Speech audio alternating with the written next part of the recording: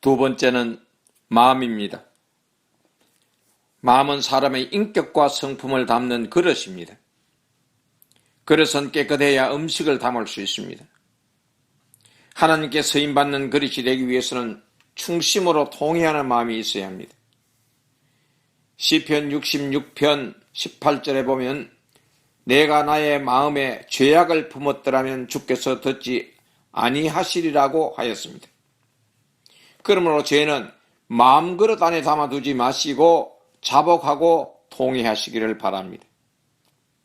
여러분들은 자신이 어떤 그릇이라고 생각합니까? 금그릇, 은그릇, 녹그릇, 사기그릇, 목기그릇 등 다양합니다. 아무리 좋은 그릇이라 할지라도 더러워진 그릇은 음식을 담을 수가 없습니다. 더러워진 그릇은 깨끗하게 씻어야 사용할 수 있습니다. 따라서 여러분들은 가정생활에서 지은 죄를 통회하고 직장 혹은 사업과 관련되어 지은 죄를 통회하고 인간관계에서 상대방에게 상처 준 죄에 대해 통회하시기를 바랍니다. 예를 들어 가정생활에서 지은 죄는 사람에 따라 다양합니다. 어떤 일을 추진하다가 어느 한쪽이 자존심 때문에 부부관계에서 대화가 중단되어 있다면 풀어야 합니다. 가정의 불화는 큰 사건 때문에 오는 것이 아니라 소소한 일에서부터 시작됩니다. 가벼운 거짓말들이 있습니다. 한 외부로부터 전화가 걸려왔습니다. 엄마는 부엌에서 설거지를 하고 있습니다. 어린 딸은 소파에서 TV를 보고 있습니다. 엄마는 딸에게 가서 전화를 받아보라고 합니다. 딸이 가서 전화를 받아봤더니 누구 엄마라고 하면서 엄마 바꾸라고 합니다. 딸은 엄마 눈치를 보면서 누구 엄마인데 엄마 바꾸래요라고 하면서 엄마의 눈치를 봅니다. 그런데 엄마는 딸을 향하여 엄마 없다고 해라, 엄마 없다고 해라 합니다. 딸은 전화기에다가 엄마 없어요라고 합니다. 전화를 건 사람은 이런 사실을 모를까요? 압니다. 엄마는 딸에게 거짓말을 가르친 것이죠. 전화를 받고 싶지 않으면 엄마가 지금은 바쁘니 나중에 전화 걸겠다고 하면 될 터인데 딸에게 거짓말을 가르친 것입니다. 또 사업에서 지은 죄를 생각해보면 물질에 매여 있어 감사 생활도 구제 생활도 못하는 경우가 있습니다. 하나님께서 허락하시지 않아 못하는 경우는 어쩔 수 없으나 형편이 가능한데도 못하는 경우는 회개해야 합니다. 특히 정확한 11조를 못하는 경우도 그렇습니다. 이 세상의 모든 것이 하나님의 것이라고 믿어지면 하나님의 것을 받아 하나님께 드림으로 우리는 감사할 수 있습니다. 내 것 가지고 하는 것이 아니라 하나님의 것을 가지고 하기 때문입니다. 또 대인관계에서 지은 죄를 생각해보면 사람들과 자주 부닥치는 경우가 있습니다. 내 자아가 너무 강하기 때문에 내가 의도하는 대로 상대가 따르지 않으면 분을 냅니다. 분을 내어도 풀리지 않으면 그 사람과 대화도 중단해버립니다. 이런 분들은 자신의 강함을 내려놓아야 합니다. 또 이해 관계와는 상관없이 미운 사람이 교회 안에 있습니다. 하나님 편에서 보면 나를 정화시키기 위한 방법으로 강한 삶을 붙여준 파트너입니다. 그 파트너는 내가 고쳐지기까지 달라붙어 있을 것입니다. 시편 34편 18절에는 여호와는 마음이 상한 자를 가까이 하시고 충심으로 통회하는 자를 구원하시려노다라고 했습니다. 그리고 이사야서 55장 7절에서는 악인은 거기를 불의한 자는 그 생각을 버리고 여호와께로 돌아오라. 그리하면 그가 긍휼히 여기시리라. 우리 하나님께로 나오라. 그가 널리 용서하시리라고 했습니다. 하나님께서는 불의를 버리고 죄를 자복하고 통회하는 마음으로 나오는 자를 용서하신다고 했습니다.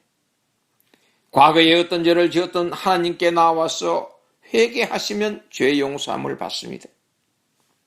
내 마음 그릇 안에 어떤 생각들을 담고 있습니까? 하나님과 상관없는 것들로 채워져 있다면 비웁시다. 하나님께 자복하고 통회하면서 나오시면 죄 용서함을 받습니다. 그리고 비워진 마음 공간에 하나님의 진리의 말씀으로 채웁시다. 세 번째는 발입니다. 발은 마음에 담은 생각들이 행동으로 옮겨지려고 할 때 발이 움직이는 것입니다. 그러므로 발을 제재할 수 있는 것은 마음의 생각입니다. 시편 119편 133절에 보면 나의 발걸음을 주의 말씀에 굳게 세우시고 어떤 죄악도 나를 주관치 못하게 하소서라고 기록하고 있습니다.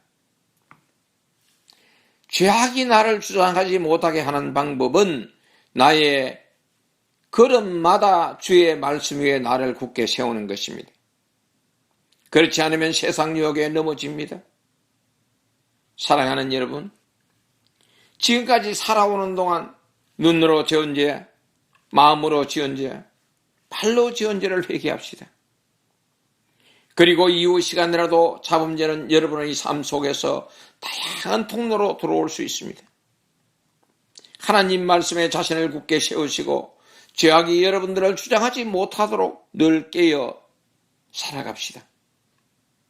특히 금요철의 예배 중에는 성경을 많이 읽고 내용을 묵상하는 시간을 가지시면 자신을 하나님의 말씀 위에 세우는 기회가 될 것입니다. 한정환도 내 심령 안에 어떤 더러워진 것들이 남아있는지를 알게 됩니다. 그리고 더러워진 것들을 청소하는 것입니다. 본문에서 보여주는 두 번째 메시지는 새롭게 되는 날이 주님으로부터 찾아옵니다. 19절 본문을 다 같이 읽습니다. 그러므로 너희가 회개하고 돌이켜 너희 죄 없이 함을 받으라. 이같이 하면 새롭게 되는 날이 주 앞으로부터 이룰 것이요. 새롭게 되는 날이 주 앞으로부터 오기 이전에 무엇이 있어야 한다고 했습니까? 회개하고 죄 없이 함을 받아야 한다고 했습니다. 그러니까 먼저 해야 할 일이 회개인 것입니다. 회개하는 방법을 예로 들자면 여기에 컵이 하나 있습니다. 컵 안에 더러운 물이 가득 담겨 있다고 생각을 합시다. 맑은 물을 담고자 해도 더 이상 담을 수가 없습니다. 어떻게 하시겠습니까? 컵 안에 있는 물을 비워야 합니다. 비우지 않고는 어떤 것도 담을 수가 없습니다. 회개는 마음의 그릇 안에 담고 있는 것을 비우는 작업입니다.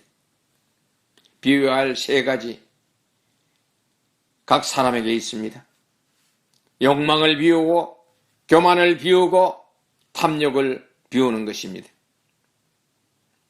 그리고 자신이 죄인이라는 사실을 깨달았다면 예수님의 보혈로 죄 용서함을 받고 하나님께서 원하시는 위치로 돌아가는 것입니다.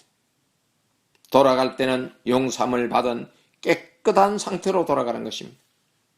그런데 많은 사람들은 돌아갈 때 다시 죄를 짊어지고 돌아갑니다. 이런 사람들은 새롭게 되는 날이 주 앞에서 일어나지 않습니다.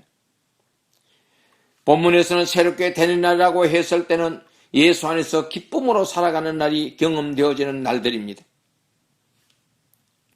죄로 채워진 컵을 비웠더니 모든 것이 하나님의 은혜로 하나씩 채워지는 것입니다. 비진리로 살면서 욕망에 사로잡혀 있던 것들이 진리 안에서 거룩한 욕망으로 바뀌어지는 것입니다. 생각하는 것이 바뀌고 행동하는 것이 바뀌고 소원하는 것이 바뀌고 내 생각 중심에는 하나님의 뜻이 무엇인가를 알기 위해 몸부림치는 날들이 일어날 것입니다. 여러분, 임마누엘 하나님께서 오늘도 여러분들과 함께 하시는 것이 경험되어진다면 여러분들의 마음이 어떻겠습니까? 기쁘지 않겠습니까? 집안에서도 하나님과 함께 하시니 가족 간에 용서와 사랑과 이해와 그 권면이 있으니 이것이 얼마나 기쁘겠습니까? 직장 안에서도 하나님과 함께 하시니 동료관계, 상하관계가 협력과 위로관계로 바뀌고 마켓에서도 상품을 선택할 때도 하나님과 함께 하시니 기도하며 물건을 구입하게 되고 걸어갈 때도 하나님과 함께 하시니 방언 기도가 절로 나오고, 잠잘 때도 하나님과 함께 하시니 이것이 천국의 삶이 아닐까요? 천국은 미래에 죽어서 가는 곳이지만 우리가 예수 믿고 죄를 회개하고 죄 용서함을 받으면 현세에서도 예수님 안에서 사는 날이 천국입니다. 이 천국은 오늘 본문에서 내가 새롭게 되는 날이 주 앞으로부터 이를 것이라고 했습니다. 새롭게 되는 것은 컵 안에 있는 죄악을 날마다 비우는 것이라고 했습니다. 이것은 내 심령 안에 더러워진 죄악을 비우는 것입니다. 내 안에 악한 생각들이 있는 것을 다른 사람들은 모릅니다. 자신만이 알 수 있습니다. 그리고 하나님만이 아십니다. 죄는 비우는 만큼 예수님께서 은혜로 진리로 채워주십니다. 날마다 경험되어지는 하나님의 은혜가 나와 여러분들의 삶 속에 풍성하게 이루어지시기를 예수님의 이름으로 축원합니다. 말씀을 마치겠습니다.